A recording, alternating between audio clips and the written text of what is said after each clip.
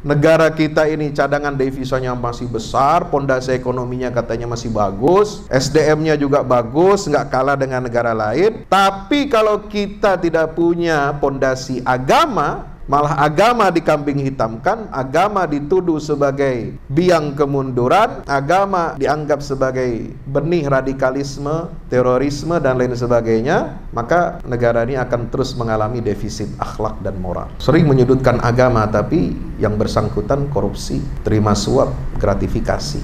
Teriak-teriak radikal harus diberantas, tapi yang terjadi apa? Ya, aparat yang mestinya memberantas, yang konon tugasnya adalah memberantas radikalisme, justru di dalam tubuhnya sendiri banyak sekali mengidap penyakit-penyakit spiritual, penyakit hati. Ada yang namanya backing judi online, ada yang namanya pemasok narkoba, ada yang namanya terlibat dalam pembunuhan. Ini sedih kita.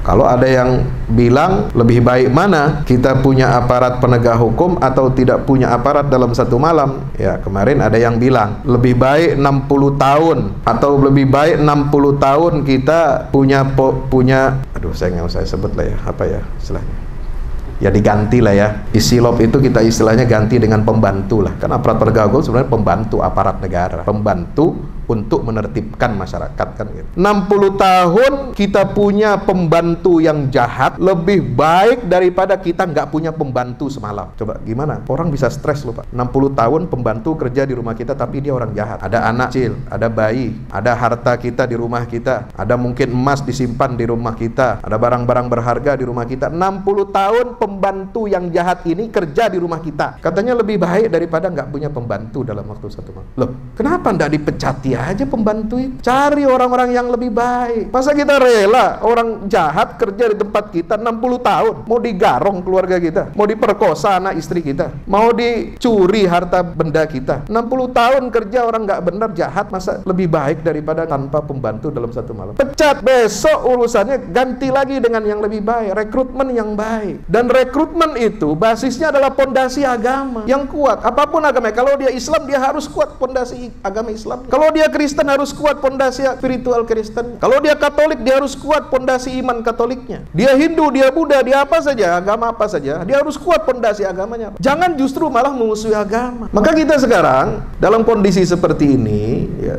kita harus bersihkan hati kita. Ini pentingnya tazkiyatun nufus. Tidak akan bisa ada kebaikan dalam satu bangsa, satu negeri, apalagi yang mayoritas beragama Islam, tidak akan ada kebangkitan umat Islam, apalagi dalam kondisi kita sedang terpuruk. Bukan hanya di negeri kita loh, Pak. Negara-negara Islam ini semua terpuruk. Punya satu pola yang sama, menyudutkan Islam, menyudutkan orang-orang saleh yang istiqomah terhadap Islam. Di mana-mana. Enggak di Nusantara, enggak di Arab. Jangan dikira kalau ada kriminalisasi ulama cuma di Indonesia. Di Arab ada, Saudi ada, Mesir apalagi, Tunisia ada, Libya ada. Ini pola yang sama, Pak, di seluruh dunia Islam. Jadi kita bukan hanya gelisah tentang atau prihatin tentang kondisi tanah air kita, tidak. Tapi seluruh dunia Islam mengalami nasib yang sama. Kenapa? Karena merajalelanya faham materialisme, merajalelanya sekularisme dan liberalisme, dan ini yang berkuasa dan mengendalikan seluruh sendi kehidupan kita, sehingga nilai agama itu dianggap sebagai ancaman. Kenapa sih agama dianggap ancaman? Karena agama itu punya rujukan nilai. Agama itu paling ditakuti sama koruptor, agama itu paling ditakuti oleh diktator, agama itu paling ditakuti oleh rezim-rezim sekuler. Kenapa? Karena agama memiliki basis dan ajaran doktrin untuk melawan kesewenang-wenangan, kezaliman, kediktatoran, melawan korupsi. Itu agama. Maka sejarah modern, bangkitnya negara-negara muslim di awal abad 20, merdeka dari penjajahan asing, itu semua spirit agama. Semangat untuk revolusi kemerdekaan, mempertahankan kemerdekaan, perang revolusi kemerdekaan dari tahun 1945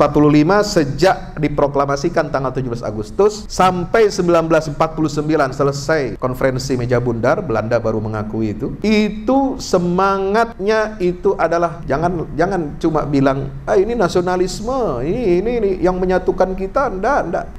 Nasionalisme iya, cinta tanah air. Tapi dasar yang melandasi nasionalisme kita itu adalah spirit Islam.